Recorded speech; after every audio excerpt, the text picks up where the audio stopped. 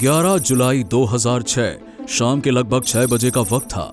मुंबई की western railway line पर चलने वाली लोकल ट्रेन्स रोज की तरह पैसेंजर्स से खचाखच भरी हुई थी। हजारों लोग ऑफिस से लौट रहे थे। किसी को जल्दी थी सीट मिलने की, कोई मोबाइल पर बता रहा था कि मैं आराम से घर पहुंच जाऊंगा, बस रास्ते में हूं।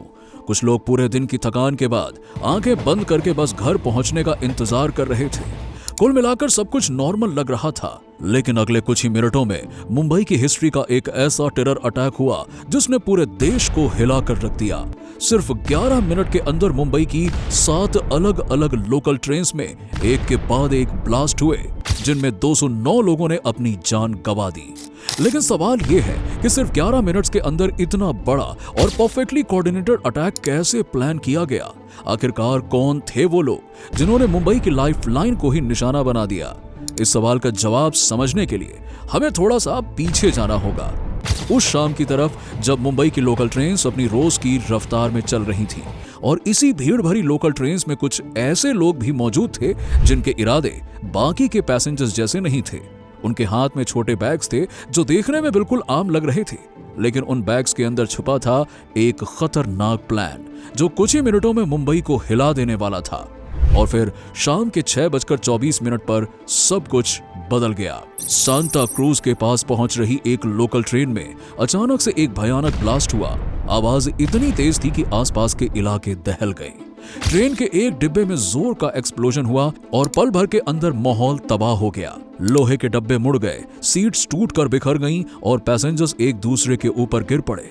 कुछ लोग वहीं पे मर गए और कई लोग गंभीर रूप से घायल हो गए।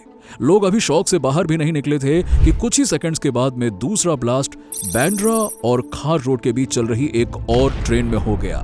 पहले ब्लास्ट को लोग एक्सीडेंट समझ रहे थे, लेकिन दूसरे ब्लास्ट के बाद लोगों को समझ में आ गया कि ये कोई एक्सीडेंट नहीं है, ये एक प्लान्ड अटैक था।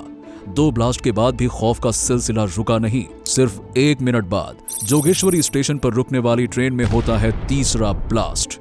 प्लेटफॉर्म पर खड़े लोग घबरा गए और हर तरफ भगदड़ मच गई। इसके तुरंत बाद माहिम के पास चल रही एक और ट्रेन में होता है चौथा एक्सप्लोजन।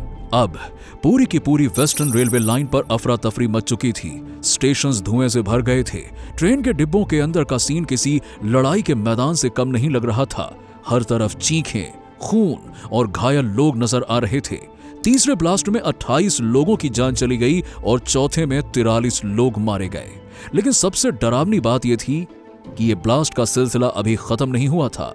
शाम के 6:29 पर मीरा रोड और भयंदर के बीच चल रही एक और ट्रेन में होता है 5वां ब्लास्ट। और फिर सिर्फ 1 ही मिनट के बाद माटुंगा रोड और माहिम के बीच चल रही ट्रेन में होता है 6ठा ब्लास्ट। और फिर 6:35 पर बोरीवली के पास होता है 7वां और आखिरी ब्लास्ट। 11 मिनट के अंदर मुंबई की 7 अलग अलग लोकल ट्रेन्स में 7 एक्सप्लोजन हो चुके थे। इन ब्लास्ट में 209 लोगों की मौत हो गई और 700 से ज्यादा लोग घायल हो गए। और ब्लास्ट के तुरंत बाद का मंजर किसी डरावने सपने से कम नहीं था। ट्रेन के डब्बों के अंदर हर तरफ चीखें और अफरा तफरी मची हुई थी। कुछ सेकंड्स पहले तक जो सफर बिल्कुल आम सा लग रहा था, अब वो पल भर में मौत और तबाही में बदल चुका था।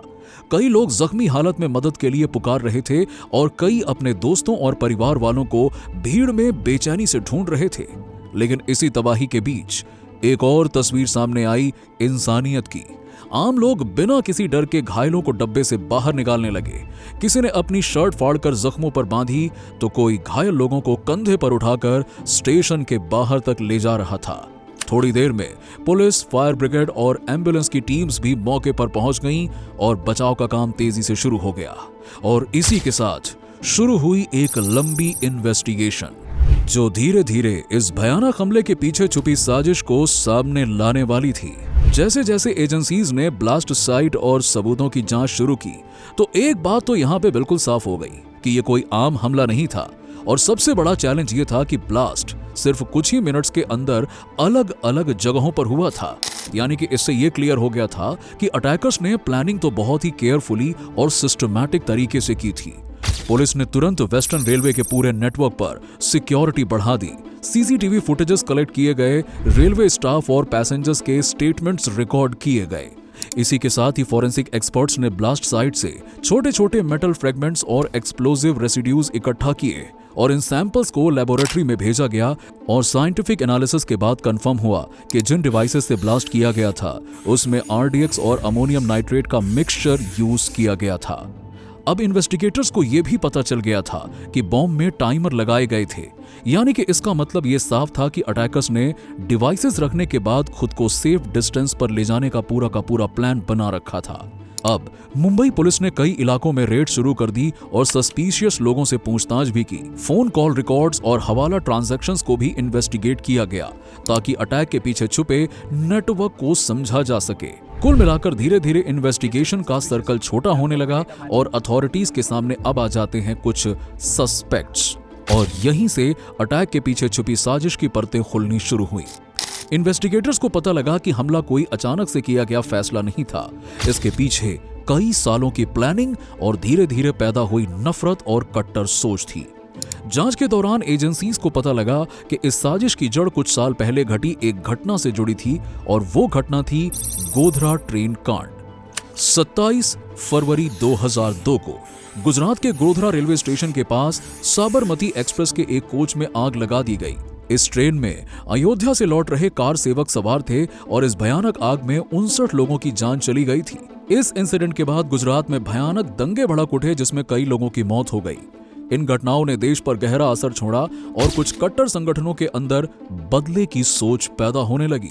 इसी दौरान students Islamic movement of India, जिसे कि सिमी के नाम से भी जाना जाता था, उसके कुछ members Pakistan based terror organisation Lashkar-e-Taiba के कांटेक्ट में आ जाते हैं।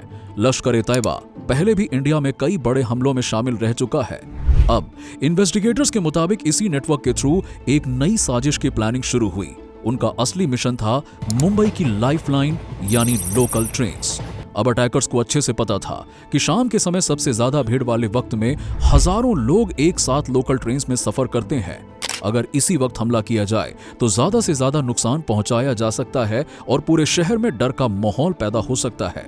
बस इसी प्लान के तहत कुछ लोगों को पाकिस्तान भेजा गया, जहां उन्हें ट्रेनिंग कैंप्स में हथियार चलाना, एक्सप्लोजिव डिवाइसेस बनाना और कोऑर्डिनेटेड हमले करना सिखाया गया।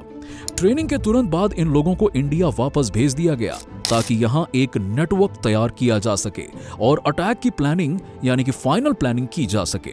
कई महीनों तक अटैकर्स ने मुंबई की लोकल ट्रेन्स पर नजर रखी, रेकी की। उन्होंने नोटिस किया कि शाम के वक्त ट्रेन्स में ज्यादा भीड़ होती है। ऑफिसेस खत्म होने के बाद हजारों लोग एक साथ ट्रेन्स में चढ़ते हैं। इस ऑब्जर्वेशन के बाद लोकल ट्रेन्स को टारगेट करने का फाइनल डिसीजन लिया गया। अटैक के लिए 11 जुलाई 2006 की डेट चूज की गई। उस दिन शाम करीबन 4 बजे अटैकर्स को छोटे छोटे ग्रुप्स में डिवाइड किया गया। हर ग्रुप को एक ट्रेन में डिवाइस रखने का काम दिया गया। वो चर्च गेट स्टेशन पे पहुंच गए और प्लेन के मुताबिक ट्रेन्स में सवार हो गए। बैग्स को फर्स्ट क्लास कंपार्टमेंट के लगेज रैक्स पर रख दिया गया और फिर अगले स्टेशन पर उतरकर भीड़ में वो गायब हो गए। अब सब कुछ उस बॉम्ब में लगे टाइमर पर डिपेंड था। उस अटैक ने मुंबई को पूरी तरह से हिलाकर रख दिया। इन्वेस्टिगेशन एंटी टेररिज्म स्क्वाड यानी कि एटीएस को दे दी गई। एटीएस चीफ केपी रघुवंशी और Mumbai police commissioner AN Roy ने इन्वेस्टिगेशन लीड की। 7 ब्लास्ट साइट के लिए अलग अलग टीम्स बनाई गई। हैवी मॉनसून और बारिश के बावजूद बॉम्ब डिस्पोजल टीम्स ने पूरी रात इन्वेस्टिगेशन की। आखिरकार जोगेश्वरी ब्लास्ट साइट से एक इंपॉर्टेंट क्लू मिल गया, जो था प्रेशर कुकर का एक हिस्सा। बस इसी क्लू ने इन्वेस्टिगेटर्स को समझा दिया कि blast pressure cooker based explosive device से किया गया। इसके बाद पुलिस ने उन शॉप्स को ट्रेस करना शुरू कर दिया जहां से ऐसे कुकर्स खरीदे गए थे। फॉरेंसिक रिपोर्ट्स ने कंफर्म किया कि डिवाइसेस में पावरफुल एक्सप्लोजिव्स का यूज किया गया था। खैर, इन्वेस्टिगेशन धीरे धीरे आगे बढ़ रही थी और एजेंसीज कुछ अहम सस्पेक्ट्स तक पहुंचने लगी। इसी दौरान इन्वेस्टिगेटर्स को एक नाम मिला, कमाल अंसारी का। उसकी लोकेशन ट्रेस की गई और उसे बिहार के मधुबनी डिस्ट्रिक्ट से अरेस्ट कर लिया गया। इंटेरोगेशन के दौरान उसने कई इंपॉर्टेंट डिटेल्स रिवील की, जिससे पुलिस को नेटवर्क के बारे में और इंफॉर्मेशन मिली। इसके बाद इन्वेस्टिगेशन फैजल शेख तक पहुंची, जिसे इस अटैक का की कॉन्स्पिरेटर बताया गया और कुछ ही दिनों में उसे भी अरेस्ट कर लिया गया। अगले कुछ महीनों में पुलिस ने कई और सस्पेक्ट्स को पकड़ा और पूरी की पूरी साजिश की तस्वीर धीरे धीरे सामने आने लगी। नवंबर 2006 में एटीएस ने स्पेशल मकोका कोर्ट में चार्जशीट फाइल की, जिसमें कई लोगों को एक्यूज्ड बनाया गया। इसके बाद कोर्ट में एक लंबी लीगल प्रोसेस शुरू हुई जो लगभग 9 साल तक चली, जिसमें कई गवाहों के बयान, फॉरेंसिक रिपोर्ट्स और टेक्निकल एविडेंसेस कोर्ट के सामने पेश किए गए। लेकिन इन अटैक के बाद कई बड़े सवाल भी उठे। कई सिक्योरिटी एक्सपर्ट्स ने कहा कि इतना बड़ा अटैक बिना किसी प्लानिंग के तो मुमकिन नहीं था। इसीलिए सवाल उठाया गया कि क्या इंटेलिजेंस एजेंसीज को पहले से कोई वार्निंग मिली थी। कुछ रिपोर्ट्स में यह भी कहा गया कि एजेंसीज को टेरर एक्टिविटीज के बारे में कुछ इनपुट्स मिले थे, लेकिन उन इनपुट्स पर टाइमली इफेक्टिवली काम नहीं किया गया। इसके अलावा रेलवे सिक्योरिटीज पर भी सवाल उठे। उस वक्त मुंबई की लोकल ट्रेन्स में ना तो प्रॉपर बैगेजेस चेकिंग होती थी और ना ही सर्विलेंस सिस्टम इतना स्ट्रांग था। कई लोगों का मानना था कि अगर सिक्योरिटी और मॉनिटरिंग सिस्टम स्ट्रांग होते तो शायद अटैकर्स के लिए इतनी आसानी से बॉम्ब प्लान करना मुमकिन नहीं होता। आखिरकार सितंबर 2015 में स्पेशल कोर्ट ने 12 एक्यूज्ड को गिल्टी डिक्लेयर किया और कुछ को डेथ पेनल्टी और बाकी को आजीवन कारावास की सजा दी गई। लेकिन लीगल बैटल यहां पे खत्म नहीं हुई। कन्विक्ट्स ने हायर कोर्ट्स में अपील की और केस की प्रोसीडिंग फिर से कई सालों तक चलती रही। लेकिन इस ब्लास्ट के बाद कई फैमिलीज की जिंदगी हमेशा हमेशा के लिए बदल गई। कुछ बच्चे ऐसे थे जिन्होंने उस दिन अपने पेरेंट्स को खो दिया, कुछ ऐसे थे जो अपने घर के इकलौते अर्निंग मेंबर को खो बैठे। कई सर्वाइवर्स भी जिंदगी भर के लिए फिजिकल और साइकोलॉजिकल ट्रॉमा लेकर जीने पर मजबूर हो गए। मुंबई जैसे शहर में जहां लोग रोज लोकल ट्रेन में सफर करते हैं, वहां इस इंसिडेंट ने लोगों के दिमाग पर गहरा असर छोड़ा। कुछ समय तक लोग ट्रेन में चढ़ते वक्त डरे हुए रहते थे। छोड़ा हुआ बैग या कोई सस्पिशियस ऑब्जेक्ट देखते ही तुरंत लोग अलर्ट हो जाते थे। इस अटैक ने सिर्फ लोगों को इमोशनली तौर पर नहीं बल्कि पूरे सिस्टम को भी जगा दिया। ब्लास्ट के बाद इंडिया में रेलवे और पब्लिक ट्रांसपोर्ट सिक्योरिटी को काफी हद तक मजबूत किया गया। कई बड़े स्टेशंस पर सीसीटीवी सर्विलांस सिस्टम लगाए गए और सिक्योरिटी चेकिंग को भी ज्यादा स्ट्रिक्ट बनाया गया। एंटी टेरर एजेंसीज के बीच कोऑर्डिनेशन बढ़ाया गया और इंटेलिजेंस शेयरिंग सिस्टम को इंप्रूव किया गया ताकि फ्यूचर में ऐसे अटैक्स को पहले ही डिटेक्ट करके रोका जा सके। लेकिन धीरे धीरे मुंबई ने फिर से अपनी रफ्तार पकड़ ली। दोस्तों, समय बीत चुका है, लेकिन 11 जुलाई 2006 का वो दिन आज भी मुंबई की हिस्ट्री में एक गहरा जख्म बनकर मौजूद है।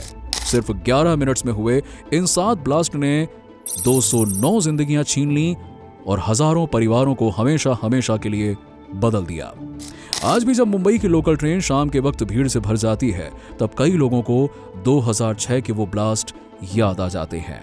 वो लोग जो उस दिन घर लौट रहे थे लेकिन कभी वापस नहीं पहुंच पाए। उनके परिवार आज भी इंसाफ और यादों के साथ जी रहे हैं। ये कहानी सिर्फ एक ट्रेजेडी की कहानी नहीं है, बल्कि एक सबक है जो हमें हमेशा सतर्क रहने की याद दिलाता है। लेकिन इसके साथ ही एक सवाल भी छोड़ता है कि क्या हम ऐसे अटैक्स को फ्यूचर में रोक पाएंगे? अगर आपको लगता है कि ऐसे इंसिडेंट्स को याद रखना और उनसे सीखना जरूरी है, तो वीडियो को लाइक करें, शेयर करें और हमारे चैनल ऑन हिंदी टीवी को सब्सक्राइब करें।